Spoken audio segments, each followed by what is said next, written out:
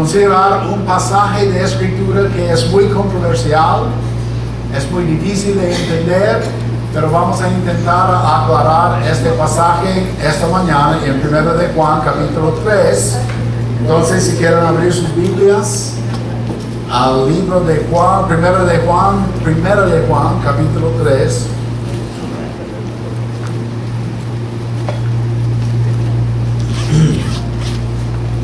En nuestro último mensaje consideramos lo que significa ser objetos del amor de nuestro Padre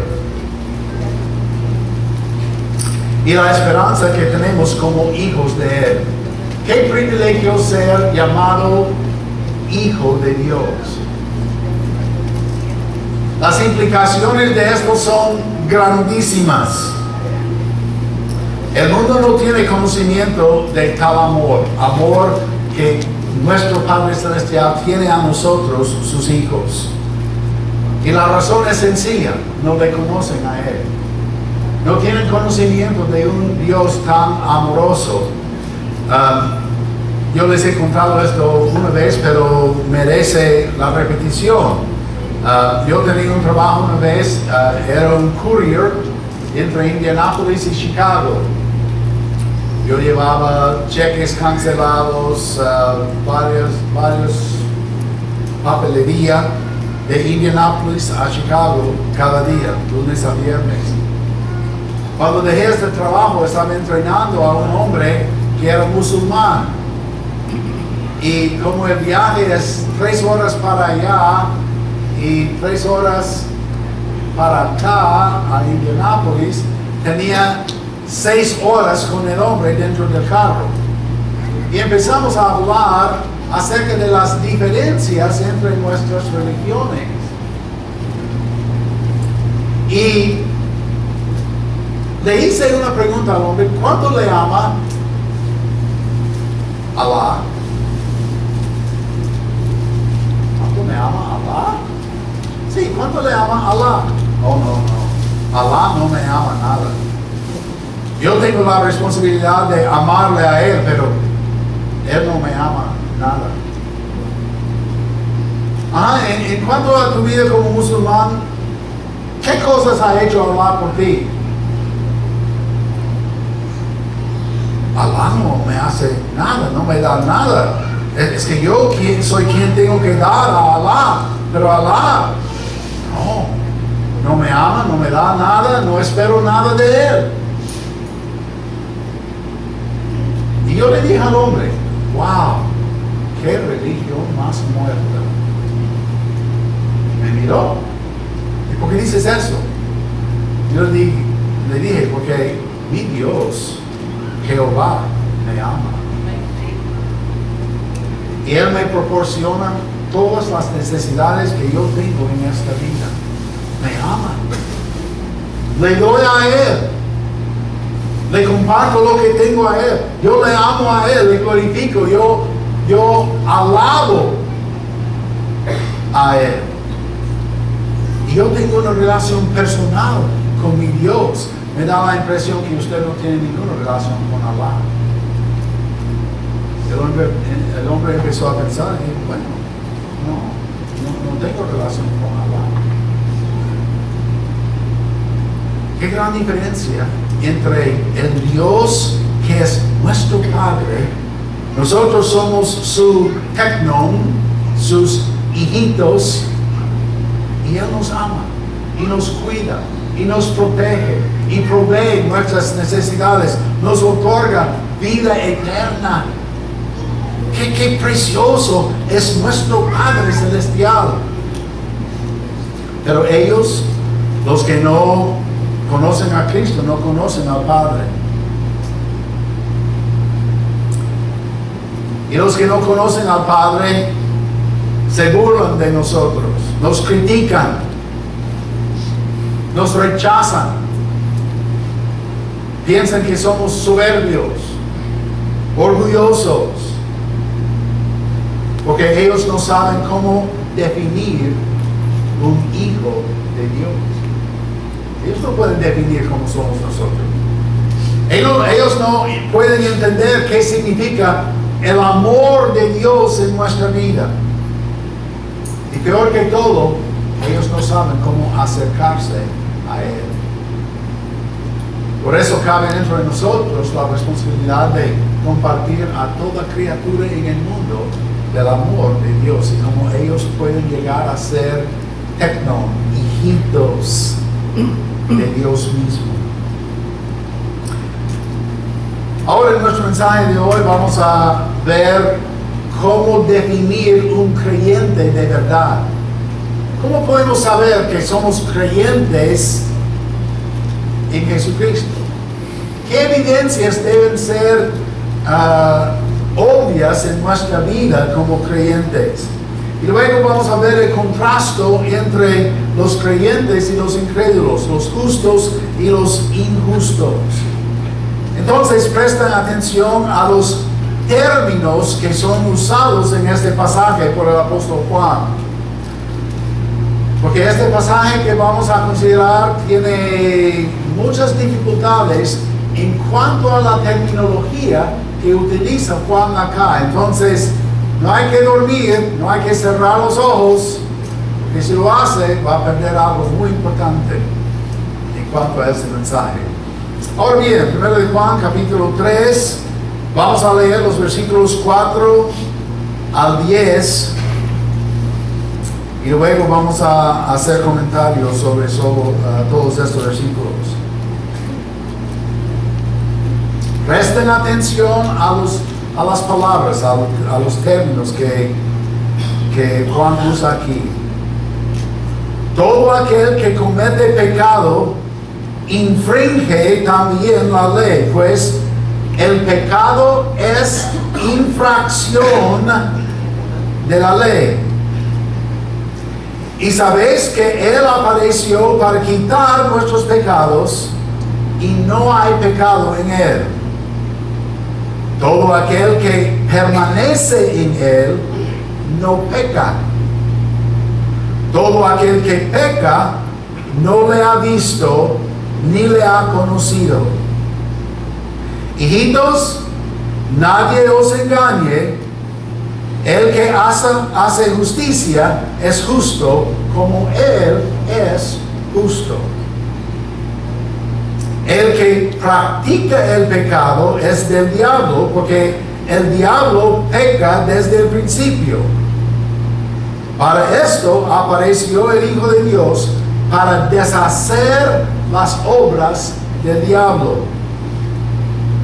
Todo aquel que es nacido de Dios no practica el pecado, porque la simiente de Dios permanece en él y no puede pecar porque es nacido de Dios. En esto se manifiestan los hijos de Dios y los hijos del diablo. Todo aquel que no hace justicia y que no ama a su hermano no es de Dios. Oremos. Ahora, Padre, deseamos entender estas verdades. Es un pasaje muy involucrado con ideas distintas. Algunas ideas difíciles de entender, pero te pedimos que en esta mañana tu Espíritu abre nuestro corazón para recibir esta instrucción. Sabemos que no hay ninguna contradicción en tu palabra, entonces tenemos que recibir este mensaje con un corazón abierto, con una mente lista para recibir esta instrucción. Si hay persona aquí esta mañana que no le conoce a Jesucristo como Salvador, te pido que este mensaje caiga en tierra fértil para que tal persona reciba a nuestro Señor, que reciba perdón de pecados y que sea hecho hijo tuyo. Por lo que tú estás haciendo entre nosotros, por lo que vas a hacer, podemos glorificarte, honrarte y pedir estas cosas con toda confianza en el nombre de nuestro Señor y Salvador Jesucristo. Amén. Ahora bien, en versículo 4 encontramos un principio muy importante. Y simplemente dice que el pecado es infracción de la ley. Versículo 4. Todo aquel que comete pecado infringe también la ley, pues el pecado es infracción de la ley. Pero donde no hay ley, no hay pecado. En el libro de Romanos, capítulo 4, versículo 15, la palabra dice, pues la ley produce ira. La ley produce ira, pero donde no hay ley, tampoco hay transgresión. ¿Cómo sabemos que la ley produce ira? Muy fácil. ¿Cuántos de ustedes han recibido sus recibos de bienes inmuebles? Mira las caras. Sí, es ley pagar impuestos. Y esa ley no nos cae bien. Y la razón es que nunca sabemos a dónde va el dinero. Esperamos que sea gastado en proyectos buenos y útiles. Y estoy seguro que alguno está dividido así. Romanos 5:13 dice, pues antes de la ley había pecado en el mundo, pero donde no hay ley, no se inculpa de pecado. Ok. La verdad es que nosotros tenemos ley. Tenemos la ley que Dios dio a Moisés. Tenemos 10 mandamientos. 10 mandamientos que son cruciales para nuestra habilidad de vivir y funcionar dentro de la sociedad. Entonces, ignorancia de la ley no es excusa por no cumplir la ley. Es nuestra responsabilidad saber qué es la ley y luego cumplirla.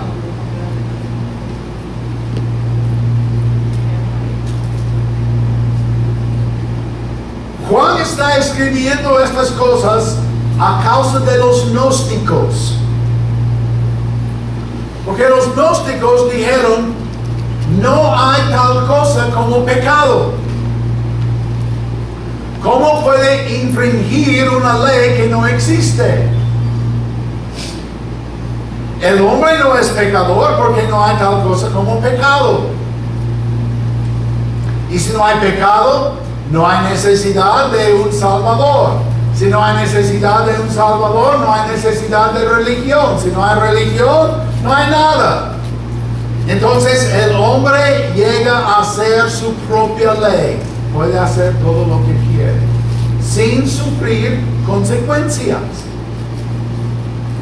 No hay ira, no hay dolor, no hay nada que puede captar al hombre e inculcar en su mente y en su ser culpa. No hay culpa, no hay ley, no hay pecado, según los gnósticos. Esta enseñanza había entrado en la iglesia y la gente llegó a ser confundida. Juan, pensábamos que éramos pecadores y Cristo murió por pecadores y le recibimos como nuestro Salvador, pero nos dicen ellos que no hay tal cosa como pecado, no hay leyes que nos pueden gobernar y somos solamente seres físicos, no tenemos espíritu, no tenemos alma. Y la conciencia no es necesaria porque no hay culpa, no hay pecado. Ahora Juan está escribiendo esto para contrarrestar las enseñanzas de los gnósticos. Y podemos ver el contraste entre creyentes y no creyentes, entre justos e injustos. Los gnósticos insistieron en que no haya pecado. Pero Juan está diciendo, tenemos una ley, y al quebrar esta ley, hay pecado. Versículo 5. Y sabéis que Él, hablando de Cristo, sabéis que Él apareció para quitar nuestros pecados. Ahora, el acercamiento de Juan a este tema es que sí hay pecado y sí Jesús vino y murió para quitar nuestros pecados. Para el gnóstico no hay pecado y al morir nada. Desaparece la persona, desaparece todo lo que es. Su cuerpo va al sepulcro, vuelve a tierra y no hay vida después de la muerte. Juan está diciendo que esto no es cierto. Sabéis que Él apareció para quitar nuestros pecados y no hay pecado en Él. Ahora bien, un punto muy importante, no hay pecado en Él. Hablando de Jesucristo, hablando acerca de Él. Ahora bien, en 2 Corintios capítulo 5, versículo 21, leemos estas palabras del apóstol Pablo.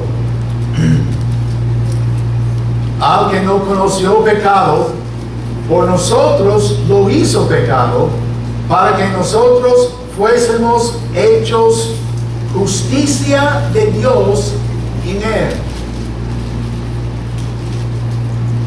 Si no hay pecado, no hay justicia ni injusticia. Todo es legítimo. Pero si hay ley, si hay pecado, existe la posibilidad de infringir la ley, pecar y producir injusticia. Eso es lo que Juan está diciendo aquí. Cuando uno confiesa a Cristo como Salvador, la justicia es la justicia de Él, porque Él nunca pecó. Entonces Dios vio en Él un sacrificio justo, un sacrificio perfecto. Y cuando Él murió en la cruz, cuando Él se entregó a sí mismo por nosotros, voluntariamente, derramó su sangre y que es el agente que nos limpia de toda maldad, de todo pecado, de toda infracción de la ley. Y cuando le recibimos como Salvador, su sangre es aplicada a nuestra vida y nuestra cuenta de pecado es borrada. Y Dios no nos ve como pecador, nos ve como justo, justificado, sin pecado, para siempre. Para entender esto, tenemos que entender que esta es una aplicación total de alma, de espíritu y de cuerpo. Pero esta aplicación viene en etapas. Cuando recibimos a Jesucristo como Salvador personal, nada cambia de nuestro cuerpo. El pecado que teníamos fluyendo por medio de nuestro cuerpo sigue fluyendo en el cuerpo. Y el cuerpo es todavía contaminado. ¿Es salvo el cuerpo? Mejor dicho, será salvo el cuerpo. La transformación que resulta cuando confiamos en Cristo como Salvador es una transformación interna de nuestro espíritu y nuestra alma. Vamos a ver la terminología que Juan usa aquí para indicar esto. Pero en el momento en que confiamos en Jesucristo, somos transformados. Si alguno está en Cristo, nueva criatura, nueva creación es. Pero esta creación es una creación interna.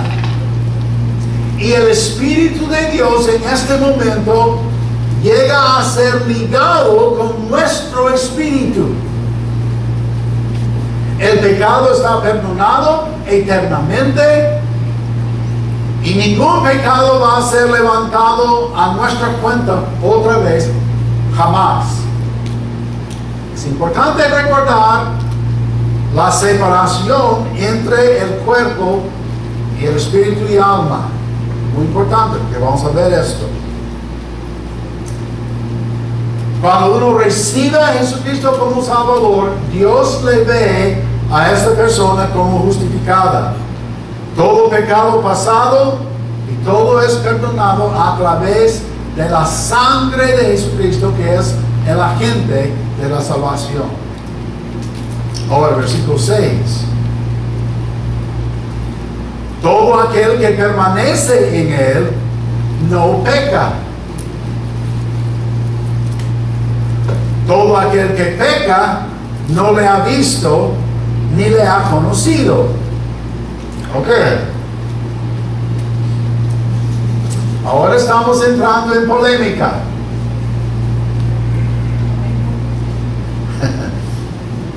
¿Qué quiere decir la palabra permanece?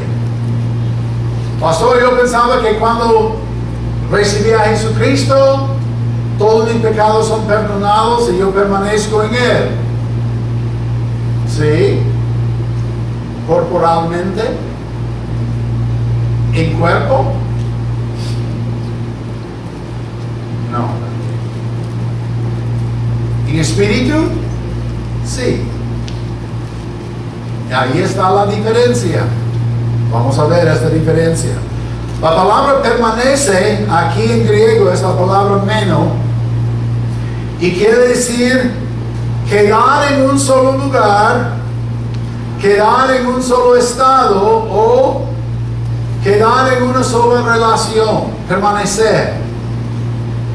Todo aquel que permanece en Él no peca. Ahora bien, la idea aquí es que permanecemos en Cristo cuando nuestra relación con Él es una relación cercana y que no hemos pecado físicamente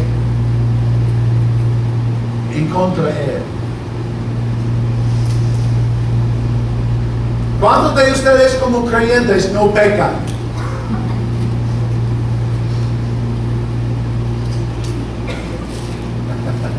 Nadie levantó la mano. Nadie. Quiero que todos entiendan que nadie levantó la mano. ¿Okay? Todo creyente debería haber levantado la mano. Porque no pecamos. Espiritualmente. Eso es lo que Juan está diciendo aquí.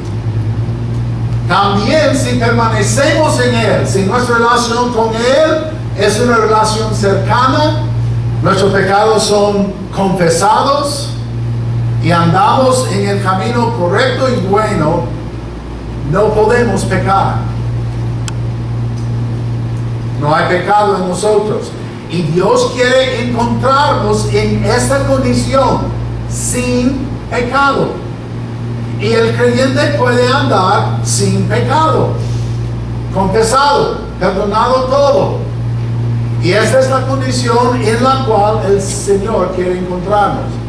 Podemos andar sin pecado, pero no podemos andar sin pecar. Pero pastor, dice aquí, todo aquel que permanece en Él no peca. ¿Quién es correcto, pastor? ¿Usted o la Biblia? Pues eso es obvio. La Biblia es correcta. La cuestión es, ¿qué quiere decir permanecer en Él?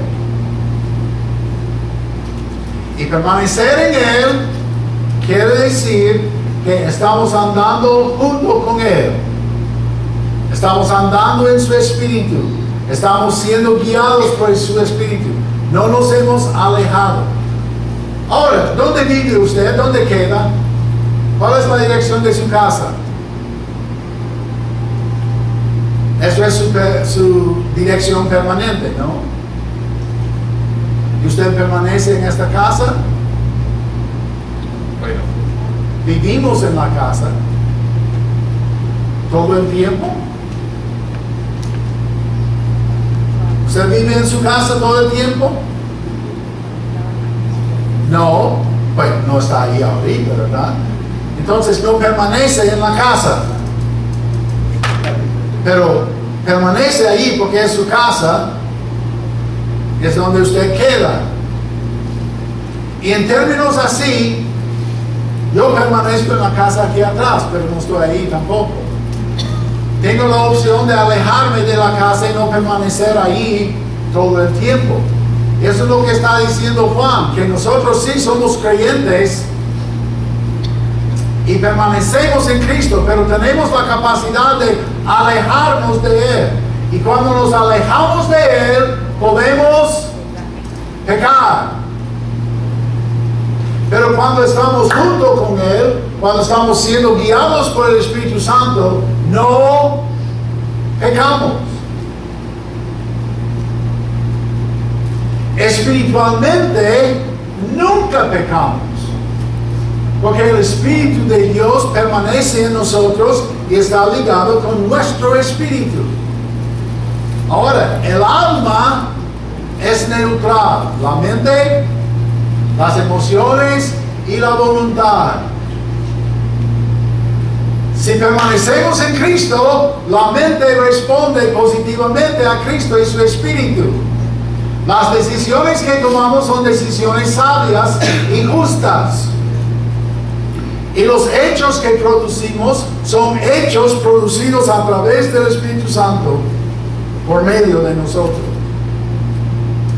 Solamente los creyentes en Cristo tienen la capacidad de producir obras justas.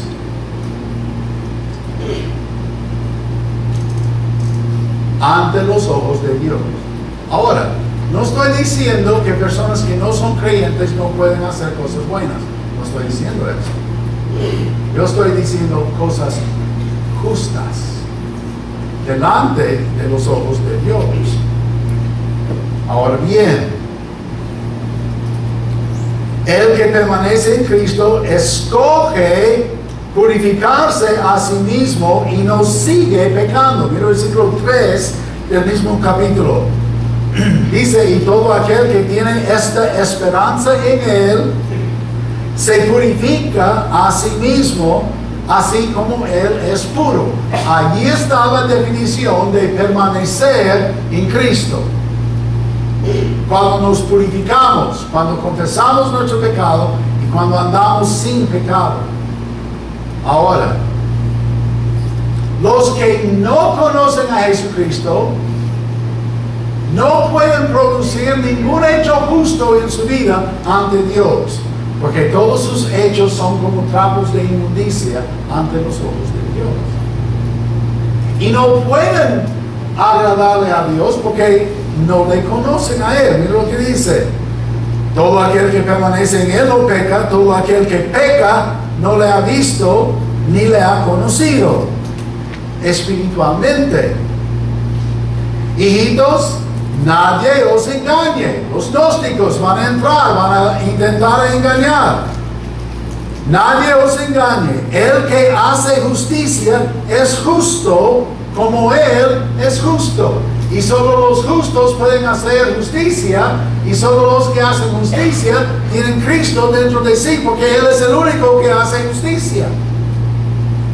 ¿Sí me explico?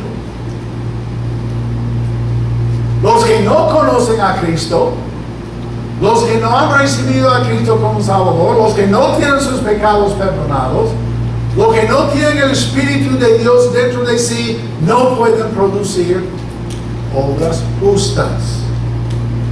Versículo 8. El que practica el pecado es del diablo. Simple y sencillamente. Juan dice, hay que evitar el engaño, no hay que ser seducido, no hay que errar, no hay que ir lejos del Señor.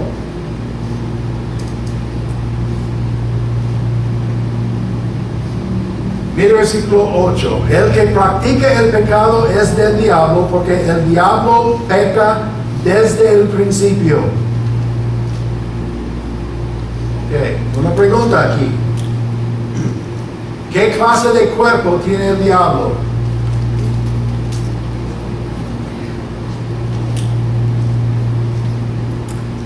Bueno, se viste en un traje rojo, tiene cola y tiene cuernos, ¿verdad?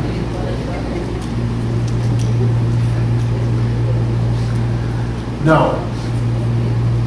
El diablo es un espíritu. No podemos verlo. La Biblia dice que es ángel de luz o de iluminación. Él puede engañarnos con pensamientos no correctos. Solo los justos tienen la capacidad de producir hechos justos. Todo aquel que es nacido de Dios no practica el pecado. En el versículo 9. Todo aquel que es nacido de Dios no practica el pecado. O quiere decir que uno que es creyente en Cristo no puede seguir practicando el mismo pecado sin sufrir las consecuencias, la culpa y la disciplina del Señor. Porque al que ama Dios, disciplina, castiga, azota a todo aquel que le ama. Entonces, como creyente en Cristo, usted no puede seguir pecando, haciendo lo mismo, sin las repercusiones de su Padre Celestial que le va a castigar. Su conciencia le va a picar.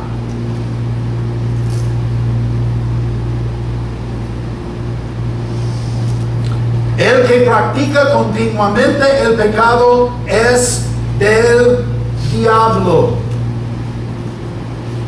Porque desde el principio el diablo peca.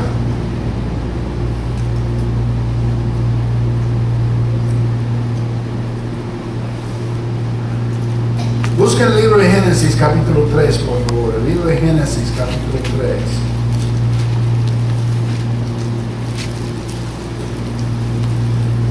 Después del primer pecado,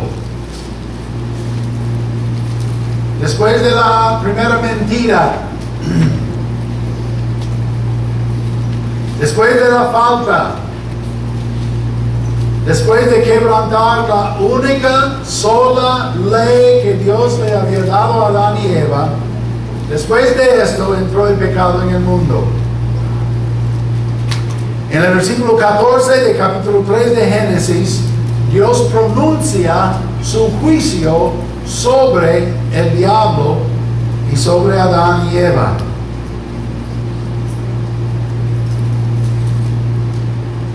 Versículo 13. Entonces Jehová dijo a la mujer: ¿qué es lo que has hecho? ¿Y cuántos hombres no han repetido lo mismo? ¿Qué has hecho?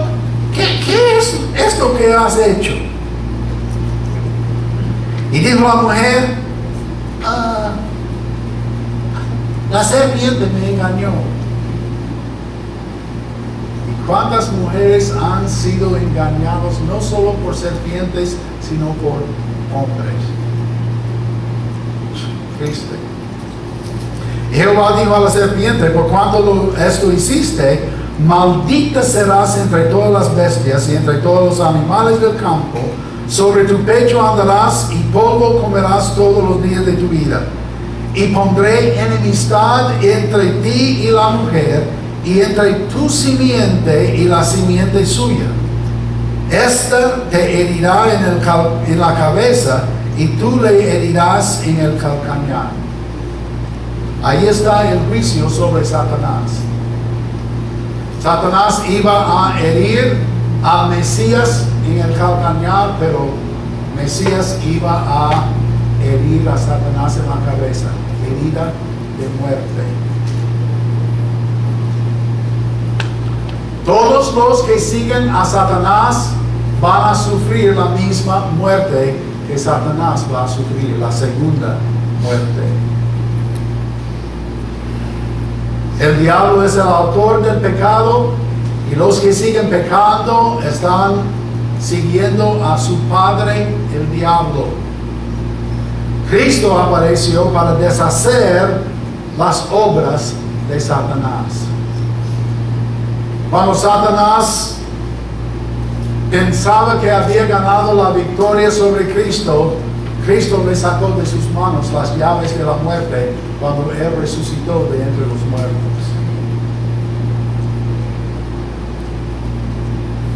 En el libro de Apocalipsis podemos leer, no vamos a hacerlo ahora, pero podemos leer cuando Satanás será echado directamente al lago de fuego, donde va a estar el anticristo y el falso profeta. Cristo apareció para deshacer las obras de Satanás. Y luego terminamos con el versículo 10. En esta división entre el justo y el injusto, entre el que conoce a Dios como Padre y el que no conoce a Dios como Padre, en el que tiene esperanza de vida eterna y el que tiene esperanza de muerte eterna. La conclusión se encuentra en el versículo 10. En esto se manifiestan los hijos de Dios y los hijos del diablo. Aquí viene el contraste, la definición, la diferencia, la distinción. Todo aquel que no hace justicia y que no ama a su hermano no es de Dios. Punto.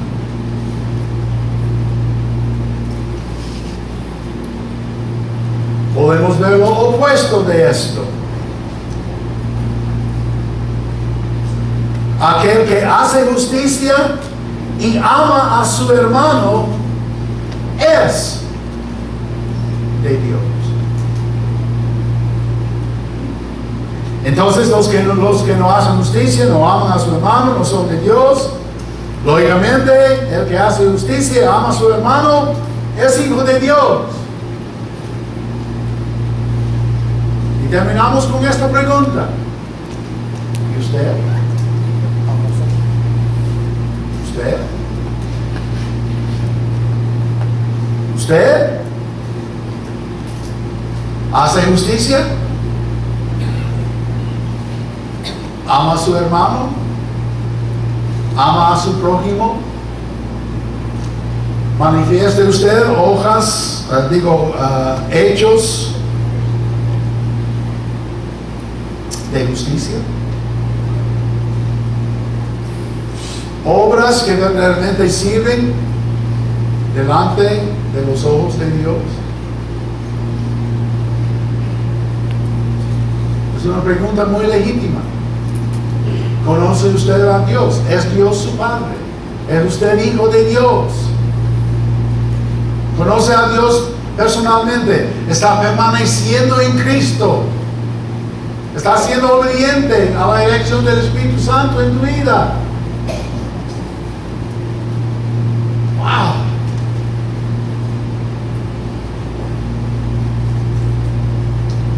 Preguntas muy legítimas. Y preguntas que tenemos que contestar. ¿Estoy cumpliendo con mi Padre?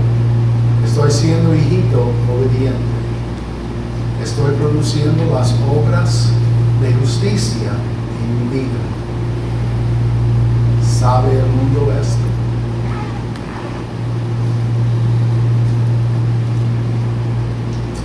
Ahora, Padre, estamos agradecidos por el privilegio de escudriñar tu palabra. Te damos gracias que nos has ofrecido vida en tu Hijo Jesucristo. Nos has ofrecido redención por medio de nuestra confesión, nuestro arrepentimiento. Y al recibir a tu Hijo Jesús, recibimos perdón. Tu Espíritu nos habita, está ligado con nuestro espíritu y no pecamos espiritualmente, pero seguimos viviendo en este cuerpo que un día será salvo, un día será resucitado del sepulcro, será transformado y glorificado y será reunido de nuevo con nuestro espíritu, con nuestra alma. y pasaremos la eternidad contigo. Pero a los que no te conocen, a los que no han admitido su pecado, a los que no han recibido a Jesucristo como su sustituto por pecado, como Salvador, y necesitan urgentemente este perdón, esta relación establecida. Necesitan urgentemente encontrarte a ti como su Padre Celestial. Y es por medio de recibir a Jesucristo, es por medio de lavar sus pecados en su sangre y ser hecho justicia tuya. Padre, si hay una persona aquí esta mañana que no le conoce a Jesucristo como Salvador, que ponga interés en su destino eterno, porque hoy es el día de la salvación. Aquí, ahora, el momento de recibir a Jesús.